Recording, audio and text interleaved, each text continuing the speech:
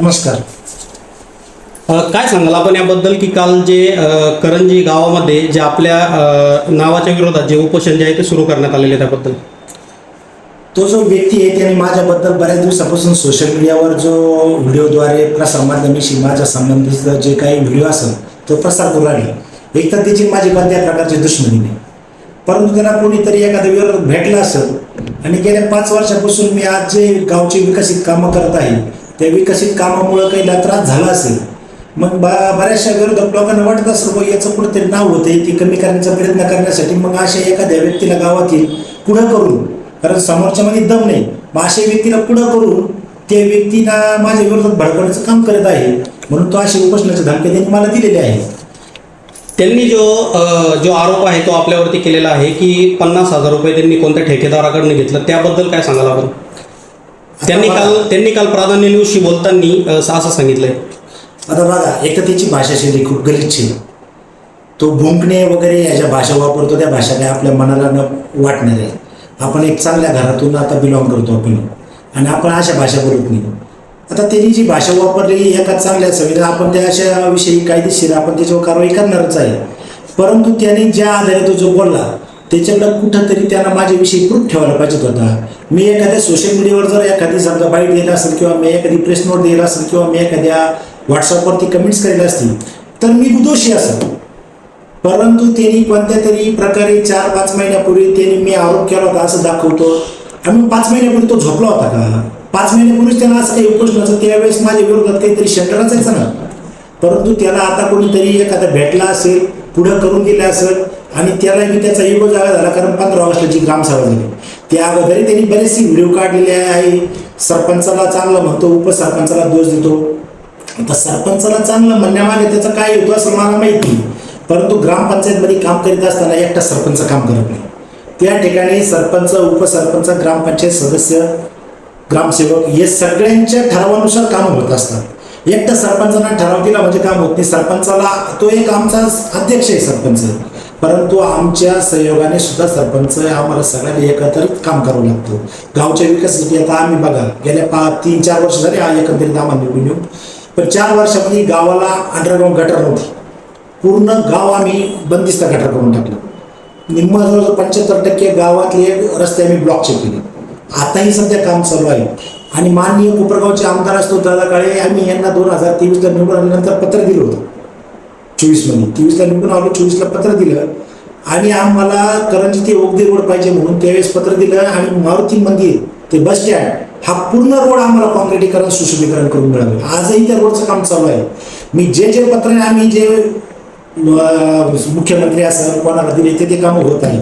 आणि आमचे जे कोपरगावचे जिल्हा प्रमुख आहे नितीन अवतडे यांच्या मार्गदर्शनाखाली आम्ही वेळोवेळी निधी आणण्याचा प्रयत्न केलेला आहे. त्यांनी आम्हाला साथ दिली. आता कोपरगावमध्ये सुद्धा आम्ही जवळजवळ बरेचसे कामं आणले नगर विकास रचनेतून, परंतु ते लोकांना न पटणारे.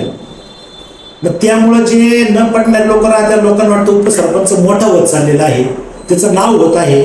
आता आगामी निवडणुका येणार आहे पंचायत समिती, जिल्हा परिषदच्या, त्यावेळेस आमचा हा फॉर्म भरतो का काय, त्यामुळे विरोधकांना थोडीशी धाडसी भरलेली आहे. त्यामुळं मग विरोधकाला बोलता येत नाही. म्हणून तिने काय आलं, विरोधकाला का बोलता येत नाही तर ते पुढच्या वेळेस निवडणुकीला याचा त्रास होऊ शकतो.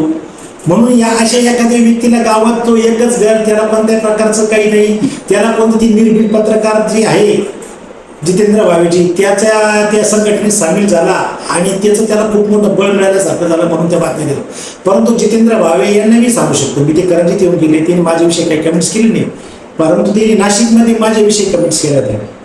तर त्यांना मी सांगू शकतो, बाबा तुमच्या नाशिकमध्येच गजानन भोसले असेल किंवा चेतन शेवाळे असेल, यांचेच प्रकरण खूप मोठे, तेच मिटताना नाही. तर आमच्या कोपरगाव तालुक्यातील ग्रामीण भागामध्ये आम्ही समर्थ आहे, बघू ना काय करायचं काय नाही. त्यामुळं बाहेरच्या लोकांनी याच्यात हस्तक्षेप केला नाही पाहिजे. आता कालच्या बातमीमध्ये तुम्ही बघितलं कमेंट्स येत आहे, कोपरगावातील दीपकुंड दाम्पत्य जे होते ते जिल्हा प्रमुख होते महिला, परंतु सामंत साहेबांनी त्यावेळेस साहेबांनी सगळी बॉडी बरखास्त केलेली आहे आणि प्रभारी फक्त जिल्हा प्रमुख ठेवलेले आहे नितीनराव अवताडे आणि कमलाकर पोते. तर माझ्या मते यांना त्या पक्षामध्ये राहायचं नाही, यांना आता निवडणूक राहिल्या नाही, त्यामुळे कुठंतरी यांना काही भेटत नाही. या अनुषंगाने त्यांना ते पक्ष सोडून आता भाजपमध्ये जायचं किंवा इतर पक्ष जायचं असेल, पण जाता जाता जिल्हा प्रमुखांना नाव ठेवणे आणि आमच्यासारखे जे 15-20 वर्षापासून काम करतात त्यांना नाव ठेवली अशा त्या गोष्टी त्या कमेंट्समध्ये चाललेल्या आहे. फक्त मला तुम्हाला बाईट द्यायचा विषय असा आहे की समोरचा माणूस काय उपोषणाला बसला म्हणजे लई मोठा आहे किंवा त्याच्यापासून मला काही त्रास होईल असं काही नाही. परंतु तुमच्या ज्या प्राधान्य न्यूजच्या द्वारे जी कमेंट्स चाललेल्या आहे, माझी जी बदनामी चालू आहे, म्हणून मला ही बाईट द्यायची वेळ आली. आता तुम्ही गावचे उपसरपंच म्हणून जे नागरिक आपल्या विरोधात उपोषणाला बसलेले आहेत त्याबद्दल आपण त्यांच्याशी कधी या प्रकारे बोलणं केलंय का? काही समजूत वगैरे काढण्याचा काही बोलण्याचा प्रयत्न केलाय? समजूत काढायचा प्रयत्न करायची गरजच नाही, कारण आपण त्या कोणत्याही गोष्टीमध्ये दोषी नाहीच. आणि मला सांगा, ग्रामपंचायतीवर सुद्धा आरोप होत असतात.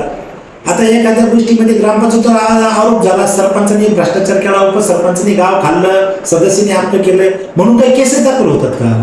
बा ज्या ठिकाणी आपण गेलो त्या ठिकाणी जो त्या प्रकार जो असतो त्या प्रकाराचा समजा मित्रामध्ये बोलणं चालू असलं म्हणजे लगेच ते मनावर लावून घ्यायच्या गोष्टी कशा.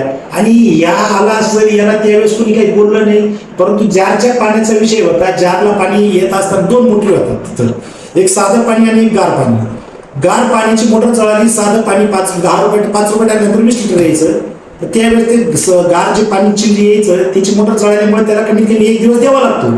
तर सदर ठेकेदारांनी ती मोटर आपण रिपेअर करण्यासाठी सांगितली, त्याला असं सांगितलं, परंतु त्याचे ते व्हिडिओ काढण्याचं चालूच. आता कसं आहे, काही व्हिडिओ काढण्याचं आहे ना थोडीशी बिमारी असते, काही लोक सायको झालेले असतात. मग त्याला उठसूट मोबाईल धरणं, कुणाचं काय चालू आहे मोबाईल धरणं. अहो, जनावरांची मारामारी जरी चालू असलं तरी त्यांना मोबाईल धरायची काही अपेक्षा असते. मग एक त्यांचा छंद म्हणावा का त्यांना ती वेळ म्हणावा का व्यसन म्हणावं हे मला काही सांगता येणार नाही, पण कदाचित ते थोडक्यात ते व्हिडिओ काढण्यात येडे झालेले आहे. म्हणून कुठंतरी काहीतरी चाललं म्हणून व्हिडिओ काढायचे सोशल मीडियावर टाकायचे, परंतु त्या लोकांना त्या सोशल मीडियाचे प्रकार माहीत नाहीये. त्यांनी या गोष्टी कुठेतरी थांबवल्या पाहिजेत. आता आमचं गाव या 3-4 पार्ट्या आहे जवळजवळ. उभाटा गटाचे आहे, मी पहिले उभाटा गटात होतो, आता शिंदे गटात हे असे 2 आणि काळे साहेब कोले साहेबांचे 4 पक्ष आहेत. 4ही पक्षामध्ये निवडणुकीला उभे राहतात. निवडणुकीला उभे राहिल्यानंतर निवडणूक झाल्यानंतर दुसऱ्या दिवशी परत एकमेकाबरोबर गोड बोलतात. काल निवडणूक झाली म्हणजे लगेच मारामारी करत नाही, बसत कोणासंग दुश्मनी करत नाही. लग्न कार्याला सुद्धा एकमेकाच्या जातात, कार्यक्रमाला जाणं येणं हे टाळत नाही. हे सगळं संबंधित गाव आहे. जो सदर व्यक्ती आता उपोषणाला बसलेला आहे ते 40 वर्षापूर्वी त्या गावात रहिवासी झालेले असेल, आले आहे, परंतु ते व्यक्तीला वाटतं चला आपण निर्भीड पत्रकार निर्भीड सारखं त्या संघटनेत बसलो आपण कुठेतरी. अरे बाबा, राजकारणात येण्यासाठी त्यासाठी आधी आपल्याला खस्ता खावा लागतात. 4-2 मंत्री ऐकून आमदार खासदार ऐकून थोडाफार निधी आणावा लागतो. गावामध्ये चांगले कामं करावं लागतात, थोडीशी झाडं लावावं लागतात. थोडेफार चांगले कामं जर दाखवले तरच लोक आपल्याला निवडून देतात. मी गेल्या 20 वर्षापासून राजकारणात आहे.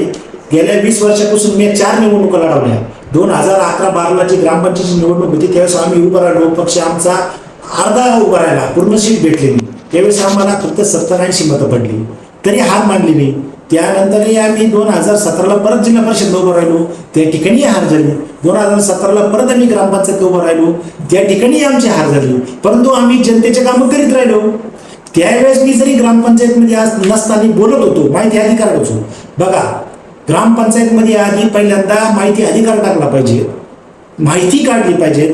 आणि सदर ग्रामपंचायतमध्ये जर भ्रष्टाचार झाला असेल तर त्या कागद घेऊन आपण त्या सोशल मीडियाद्वारे लोकांवर आरोप केले पाहिजे. मी ज्यावेळेस आरोप करायचो त्यावेळेस माझ्याकडे कागद राहायचे, त्या कागदाद्वारेच मी बोलायचो. पण आजकालची दुनिया अशी झाली, कागद हातात नाही, फक्त नाव ठेवणे, सोशल मीडियावर व्हिडिओ टाकणे, पण पूर्ण काय ऐकून घेत नाही. त्यांनी जर आम्हाला ग्रामपंचायत सभेमध्ये जर विचारलं असताना तुमचा आराखडा कोणता तयार केलेला आहे, तुम्ही कोणकोणते कामं 15 वित्त आयोगात करतात, दलित निधीचे कोणते कामं झालेले आहे, तुम्ही कोणते आमदार खासदारकडून कामं आणलेले, कोणाला घरकुल तुम्ही वाटा. आता घरकुलाचा मुद्दा आहे, घरकुल ही ग्रामपंचायत देत नाही. घरकुलासाठी पंचायत समितीचे अधिकारी असतात, ते देतात. परंतु लोकांचा समज झालेला आहे का घरकुली ग्रामपंचायतमध्येच सरपंच उपसरपंच ग्रामपंचायत सदस्य वाटतो, पण तसं काही नाही. लोकांचा काही म्हणजे आधी ग्रामपंचायत समजून घ्या. ग्रामपंचायत बंदित अबंदित निधी कसा असतो त्याची आधी माहिती घ्या. हे समजायला मला 20 वर्ष लागली, अजून मला समजले नाही. ज्या कुठं मी 2023ला आमचे 2 सीटं शिवसेनेचे निवडून आलो, त्यानंतर आम्हाला काळे गटांनी 5 सीटं देऊन सरपंच केले. परंतु काळे गटात आमचं आमदार बरोबर चांगलं आहे, परंतु स्थानिक लोकांबरोबर आमचं नाही जमलं म्हणून आम्ही त्यांच्याबरोबर काम नाही केलं, जरी सरपंच केलं. कोले साहेबाच्या सरपंचाबरोबर आम्ही आम्हाला फक्त गावचा विकास करायचा होता म्हणून आम्ही ते कामं केली. परंतु आता मध्येच कोणतरी उठलं गावातलं, उपोषणाला बसलं, खेळ खंडोबा चालला गावाचा, गावाचे नाव बदनामी करते. अहो, आमच्या गावाने 50-55 लाखाचं मंदिर बांधले, हनुमान मंदिर, अशी खूप मंदिरं बांधलेली, एकोप्याने राहतात. त्या गावाला डाग लावण्याचा हा काम करीत आहे. या ठिकाणी प्रशासनाला तिथे येऊन त्या ठिकाणी त्याला जा विचारला पाहिजे, आपल्या प्रसार माध्यमातून जा विचारला पाहिजे का तुझ्याकडे उपसरपंचाबाबत काही पुरावा आहे का. पुरावा जर असेल तर मी दोषी आहे. संविधानिक पदाने मला जर माझे ग्रामपंचायतचे सदस्य जर सगळे एक झाले आणि ते जर म्हटले उपसरपंच चुकलेले आहे, राजीनामा देऊन टाका, तर मी 100% राजीनामा देणार. परंतु कोणी आयरा गेला तू खरा येणार राजीनामा मागणार, ते जमणार नाही. शेवटचा एक प्रश्न आपल्याला, आपण उपसरपंच पदावरती आहात आणि करंजीच्या गावचे थोडक्यात आपण प्रथम नागरिक आहात, बरोबर. तर कोणी जर काही ग्रामपंचायत असेल किंवा आपल्या नावाच्या विरोधात जर कोणी उपोषण जर करत असेल तर आपण त्यांना भेटून काही बोलणार का त्यांच्याशी? बोलण्याची इच्छाच नाही, कारण समोरचा व्यक्ती बोलण्यासारखा नाहीच आहे. आपण त्याला एक बोलतो तो दुसराच काहीतरी बोलतो. बोलण्यासाठी समोरचा व्यक्ती हुशार पाहिजे, समजूतदार पाहिजे. आपण काय बोलतो हे त्याला कळलं पाहिजे. आता महिलांच्या विषयी त्यांनी विचार अभद्र शब्द वापरले ग्रामपंचायत सदस्य.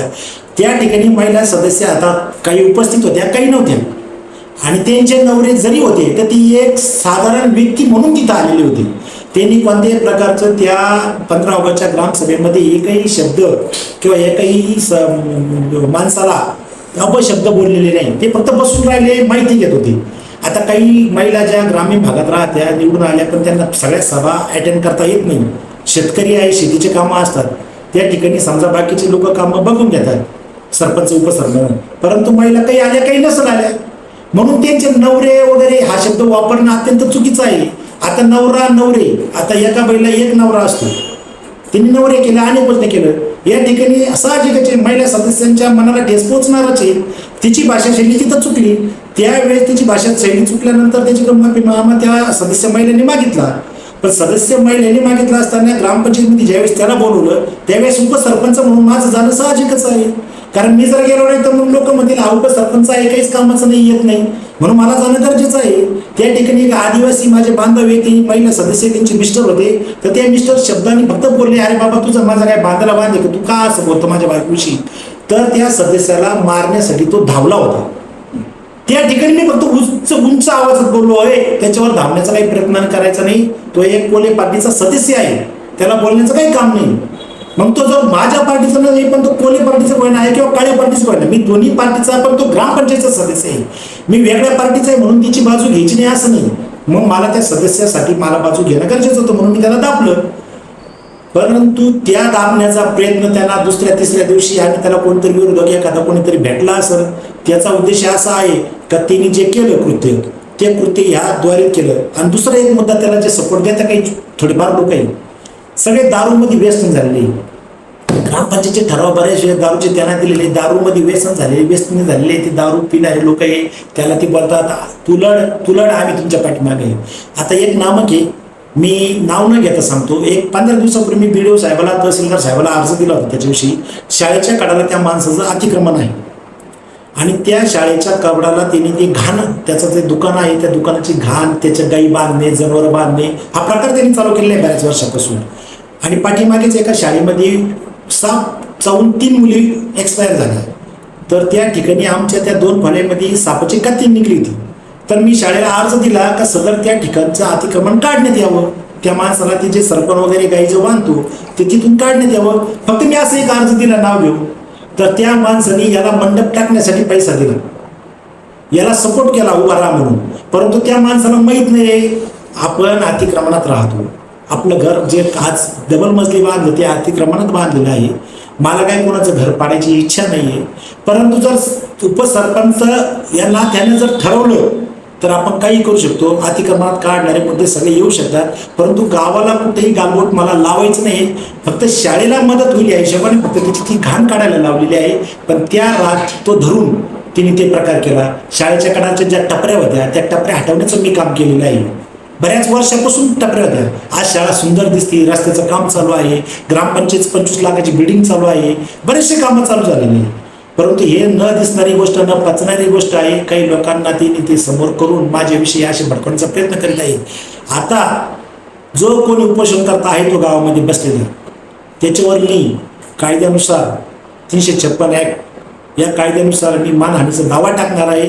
तिने माझी प्रसार माध्यमामध्ये एकेरी भाषेत उल्लेख केलेला आहे. मी एक गावचा प्रतिनिधी आहे, उपसरपंच आहे. उद्या भविष्यात मला निवडणुका लढवायची आहे, माझी प्रतिमा त्यांनी मलिन करण्याचा प्रयत्न केला आहे. आता मी त्याच्या विरोधात कोर्टात जाणार आहे. तिने सुद्धा माझ्या विरोधात जर काही असेल तर कोर्टात जावी, गावाला बदनाम करण्याचा प्रयत्न करू नये. तिने माझ्याविषयी काय असेल कोर्टात तिने हेवी दावे दाखल करावी. आता मी त्याच्या विरोधात जाणार आहेतच. जे काही असेल ते न्यायालयीन पद्धतीने मला न्याय मिळणार आहे. त्यामुळे सर्व न्यूजवाल्यांना माझी सांगायची शेवटची एक इच्छा आहे, त्याची बातमी देताना तुम्ही त्याच्याकडे प्रूफ काय आहे तो प्रूफ घ्या आणि मगच बातमी लावा. मी जर दोषी असेल तर खरोखर मी माझा राजीनामा देईल, पण मी जर दोषी नसेल तर त्याच्यावर सुद्धा कडक कारवाई झाली पाहिजे.